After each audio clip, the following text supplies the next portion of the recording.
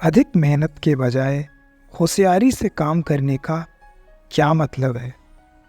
बेहतर ढंग से काम करने की कुछ चुनौतियाँ क्या हैं?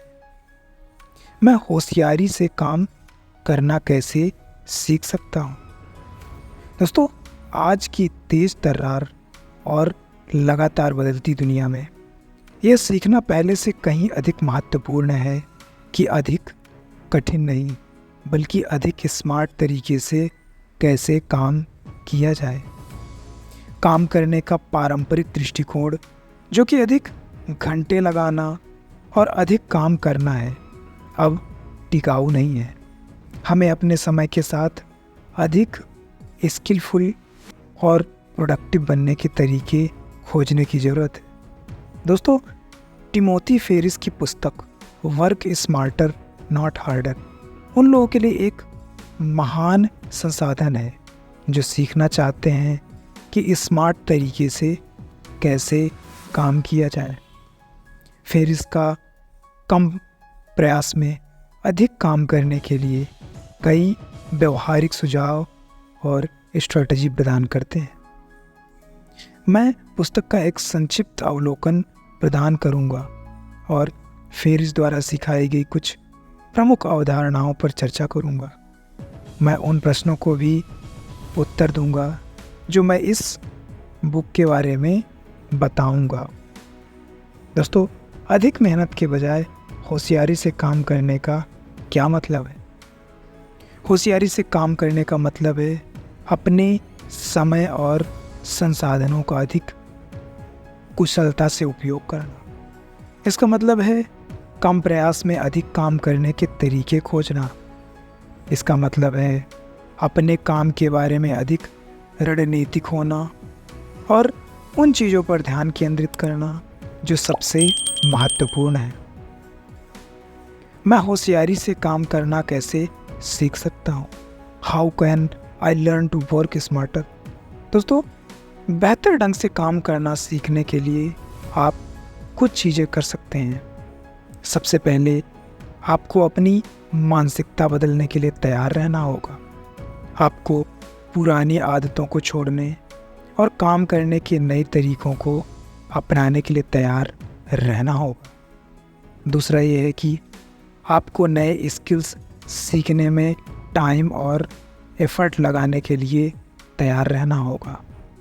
आपको बेहतर तरीके से काम करना सीखने में मदद करने के लिए कई संसाधन उपलब्ध हैं, जैसे कि बुक्स, लेख और ऑनलाइन पाठ्यक्रम।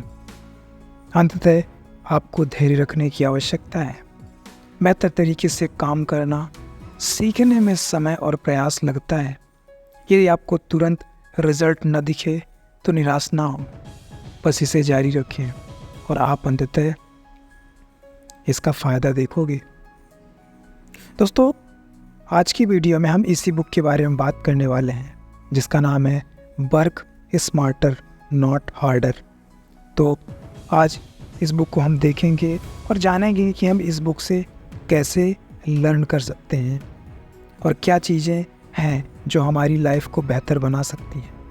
तो दोस्तों, इस बुक को हम कुछ चैप्टर्स के माध्यम से समराइज करेंगे और जानेंगे कि हम अपने लाइफ को बेहतर बनाने के लिए वो कौन से स्टेप्स हैं जो काफ़ी कारगर हो सकते हैं। तो दोस्तों, इस बुक का चैप्टर नंबर 1 है द 4 आवर वर्क वीक। दोस्तों, इस चैप्टर में Tim Ferriss the 4 hour work week की अवधारणा का परिचय देते हैं, जो काम करने का एक तरीका है जो आपको फाइनेंशियल इंडिपेंडेंस प्राप्त करने और रैट रेस से बचने की अनुमति देता है। उनका तर्क है कि अपने काम को स्वचालित करके, कार्यों को आउटसोर्स करके और उन चीज़ों पर ध्यान केंद्रित करके काम करना और अधिक जीना संभव है जो आपके लिए सबसे महत्वपूर्ण है। दोस्तों, लेखक ने काम की पारंपरिक डेफिनेशन को चुनौती देकर शुरुआत की। उनका तर्क है कि काम का मतलब सिर्फ काम करना नहीं है, बल्कि वैल्यू पैदा करना भी है। उनका यह भी तर्क है कि काम करने का पारंपरिक तरीका टूट गया है और हमें काम करने के नए तरीके खोजने की ज़रूरत है जो अधिक कुशल और प्रोडक्टिव हों। इसके बाद लेखक ने 4 आवर वर्क वीक ब्लूप्रिंट पेश किया। यह ब्लूप्रिंट 4 घंटे वर्क वीक लाइफस्टाइल को प्राप्त करने के लिए एक स्टेप बाय स्टेप मार्गदर्शन है। ब्लूप्रिंट में कुछ निम्नलिखित स्टेप्स शामिल हैं, जैसे कि अपने गोल्स को डिफाइन करें। दोस्तों, अपने आप 4 आवर के कार्य सप्ताह से क्या हासिल करना चाहते हैं। इसके बाद अपना काम स्वचालित करें, ऑटोमेट योर वर्क। अपने काम को ऑटोमेट करने के तरीके खोजें ताकि आप अपना समय खाली कर सकें। इसके बाद है आउटसोर्स कार्य, आउटसोर्स टास्क। दोस्तों, कार्यों को दूसरों को आउटसोर्स करने के तरीके खोजें ताकि आप उन चीज़ों पर ध्यान केंद्रित कर सकें जिनमें आप अच्छे हैं। इसके बाद निष्क्रिय आय बनाएं, क्रिएट पैसिव इनकम। दोस्तों, अगला स्टेप है पैसिव इनकम बनाने के तरीके खोजें ताकि जब आप काम ना कर रहे हों तब भी आप पैसा कमा सकें। सप्ताह में 4 घंटे कार्य करने वाली लाइफस्टाइल जिए। एक बार जब आप 4 आवर का कार्य सप्ताह हासिल कर लें तो आप नई मिली आज़ादी का आनंद ले सकते हैं। तो दोस्तों, हमने चैप्टर नंबर 1 में देखा the 4 hour work week plan. आइए चलते हैं अगले चैप्टर की ओर, chapter number 2 the definition of work. दोस्तों, चैप्टर नंबर 2 में लेखक फेरिस काम की पारंपरिक परिभाषा को चुनौती देते हैं। उनका लॉजिक है कि काम का मतलब सिर्फ काम करना नहीं बल्कि वैल्यू पैदा करना भी है। उनका यह भी तर्क है कि काम करने का पारंपरिक तरीका बदल चुका है और हमें काम करने के नए तरीके खोजने की ज़रूरत है जो अधिक वैल्यूएबल और प्रोडक्टिव हों। फिर इसने काम को कोई भी गतिविधि या प्रयास को वांछित परिणाम उत्पन्न करना कहते हैं के रूप में डिफाइन करना शुरू किया है। यह परिभाषा काम की पारंपरिक परिभाषा से अधिक व्यापक है जो आमतौर पर भुगतान किए गए रोजगार पर केंद्रित है। लेखक का तर्क है कि काम की यह व्यापक परिभाषा अधिक सटीक है क्योंकि इसमें वे सभी गतिविधियां शामिल हैं जो हम अपने जीवन में करते हैं जो मूल्य उत्पन्न करती हैं, चाहे वे भुगतान की गई हों या अवैतनिक हों। दोस्तों, इसके बाद लेखक काम करने की पारंपरिक तरीकों पर चर्चा करते हैं। लेखक के अनुसार काम करने का यह तरीका टूटा हुआ है क्योंकि यह इस विचार पर आधारित है कि सफल होने के लिए हमें लंबे समय तक काम करने की आवश्यकता है। लेखक का मानना है कि काम करने का यह तरीका टिकाऊ नहीं है क्योंकि इससे जलन और असंतोष पैदा होता है। लेखक ने यह तर्क देते हुए इस चैप्टर का समापन किया कि हमें काम करने के नए तरीके खोजने की ज़रूरत है जो अधिक स्किलफुल और प्रोडक्टिव हों। उनका सुझाव है कि हम अपने काम को ऑटोमेट करके, कार्यों को आउटसोर्स करके और पैसिव इनकम डेवलप करके ऐसा कर सकते हैं। तो दोस्तों, मुझे उम्मीद है कि वीडियो आपको इंटरेस्टिंग और इन्फॉर्मेशनल लग रही है, तो वीडियो को लाइक और चैनल को सब्सक्राइब करना ना भूलें। आइए चलते हैं अगले चैप्टर की ओर जो कि है chapter number 3 the value of time. दोस्तों, वर्क स्मार्टर नॉट हार्डर के चैप्टर नंबर 3 में लेखक टिमोथी फेरिस समय के महत्व पर चर्चा करते हैं। उनका मानना है कि समय हमारी सबसे मूल्यवान संपत्ति है और हमें सावधान रहना चाहिए कि हम इसे कैसे स्पेंड करते हैं।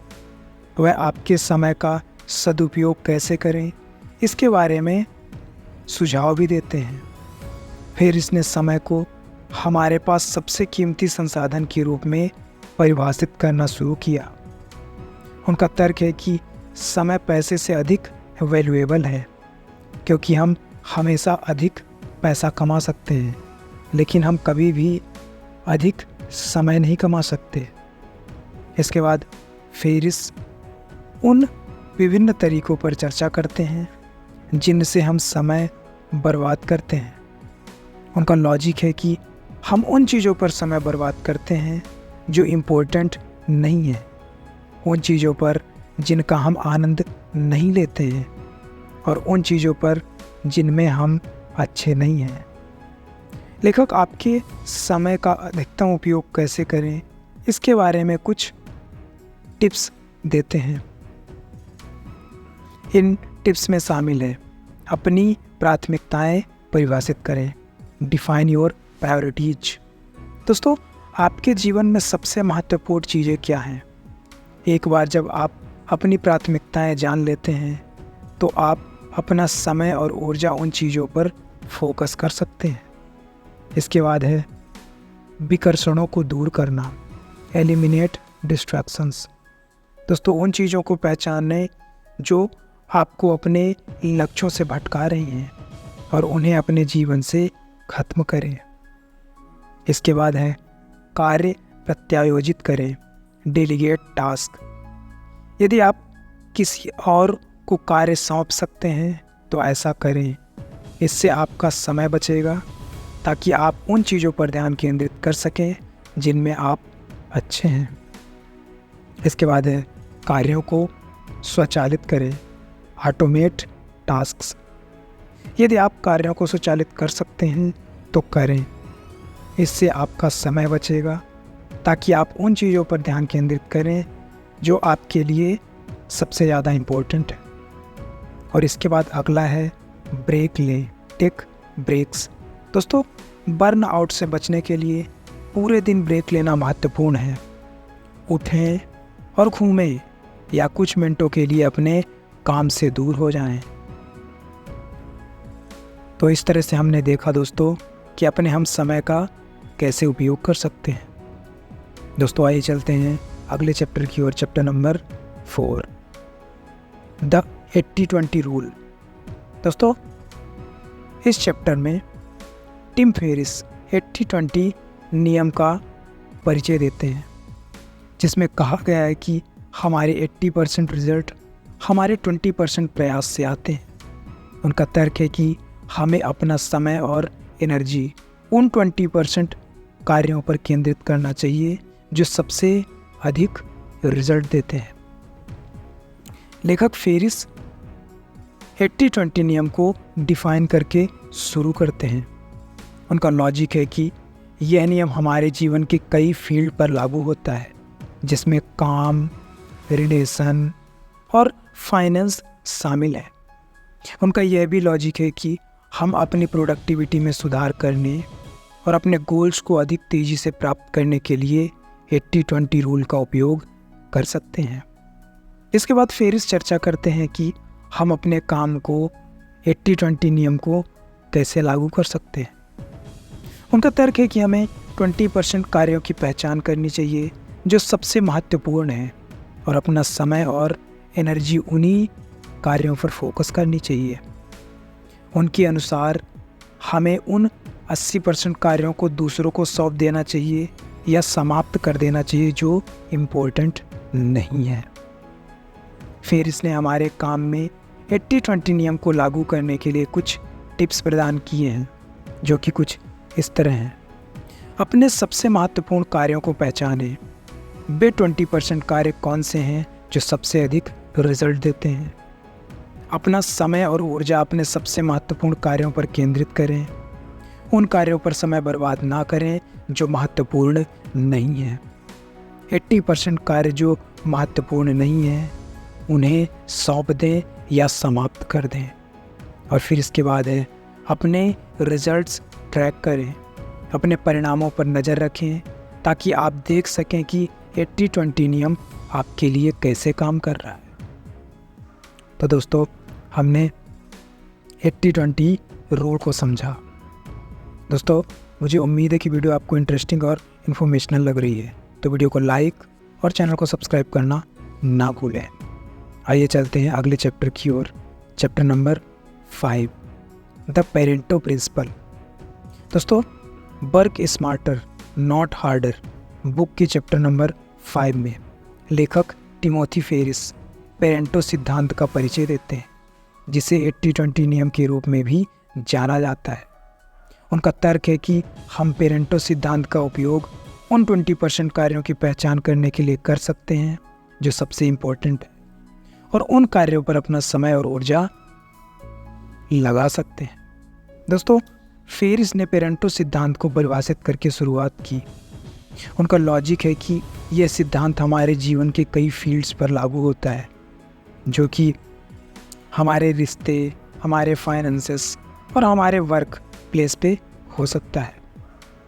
उनका यह भी तर्क है कि अपनी प्रोडक्टिविटी में इम्प्रूवमेंट करने के लिए और अपने गोल्स को अधिक फास्ट तरीके से प्राप्त करने के लिए पेरेंटो थ्योरी का उपयोग कर सकते हैं। इसके बाद लेखक चर्चा करते हैं कि हम पेरेंटो थ्योरी को अपने काम में कैसे लागू कर सकते हैं।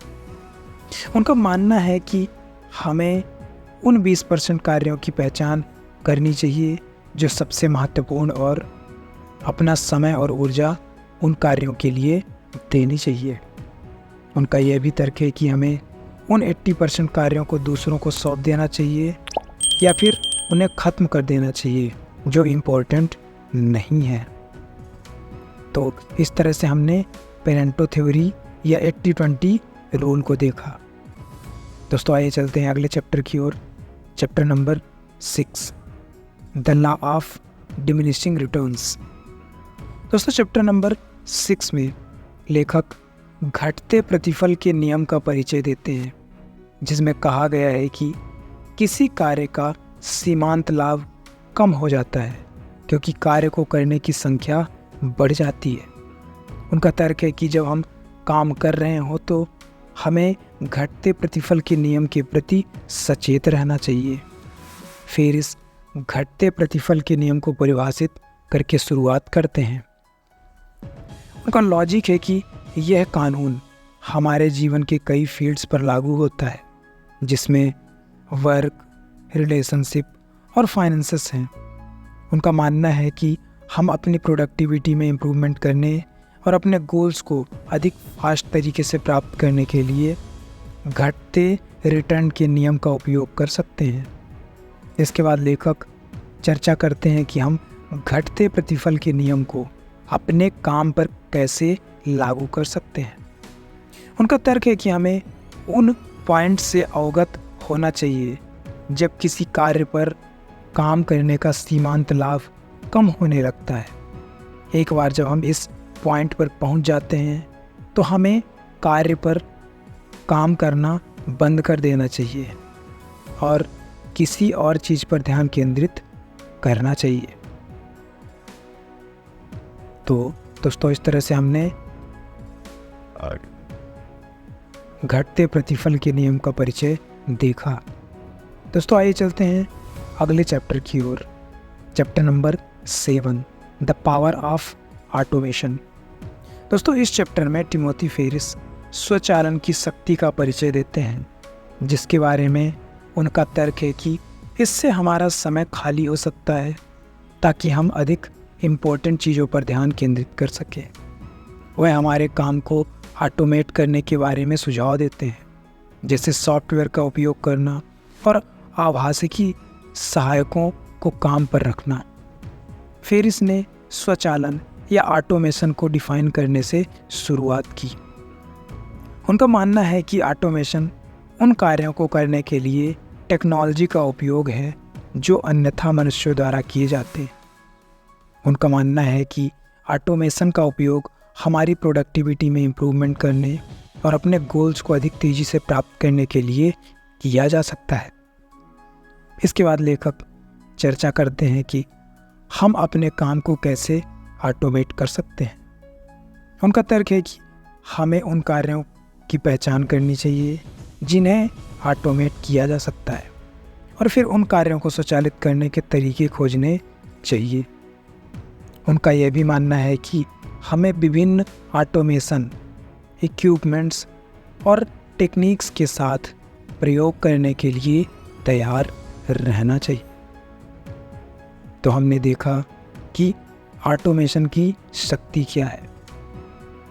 दोस्तों आइए चलते हैं अगले चैप्टर की ओर, जो कि है chapter number 8, the art of outsourcing. दोस्तों वर्क स्मार्टर नॉट हार्डर के चैप्टर नंबर 8 में लेखक टिम फेरिस आउटसोर्सिंग की कला का परिचय देते हैं, जिसके बारे में उनका मानना है कि इससे हमारा समय खाली हो सकता है ताकि हम अधिक महत्वपूर्ण चीज़ों पर ध्यान केंद्रित कर सकें।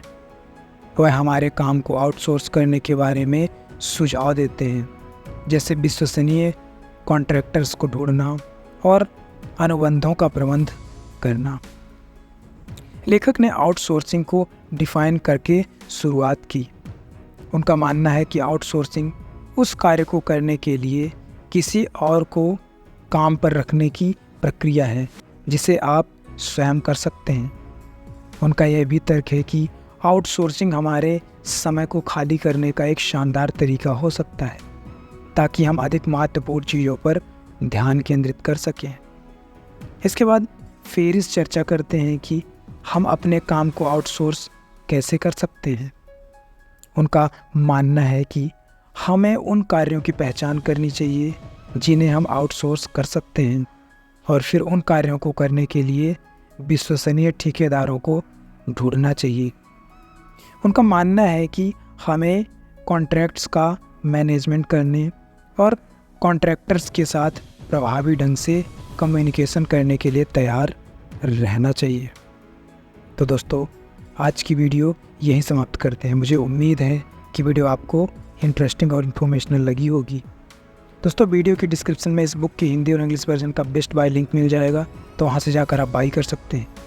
दोस्तों अगर आपने अभी तक अपने इन्वेस्टमेंट की जर्नी को स्टार्ट नहीं किया तो अभी जाइए वीडियो के डिस्क्रिप्शन में, जहाँ आपको इंडिया के बेस्ट ब्रोकरेज फर्म के साथ अकाउंट खोलिए और अपने पहले इन्वेस्टमेंट की जर्नी शुरू कीजिए। दोस्तों अगर वीडियो आपको पसंद आई है तो वीडियो को लाइक कीजिए और ऐसे ही finance, stock market, motivational videos की समरी देखने के लिए चैनल को सब्सक्राइब कीजिए। कमेंट करके बताइए वीडियो कैसा लगा। अपना वैल्यूएबल टाइम देने के लिए धन्यवाद। मिलते हैं एक और शानदार वीडियो में, तब तक के लिए कीप वॉचिंग।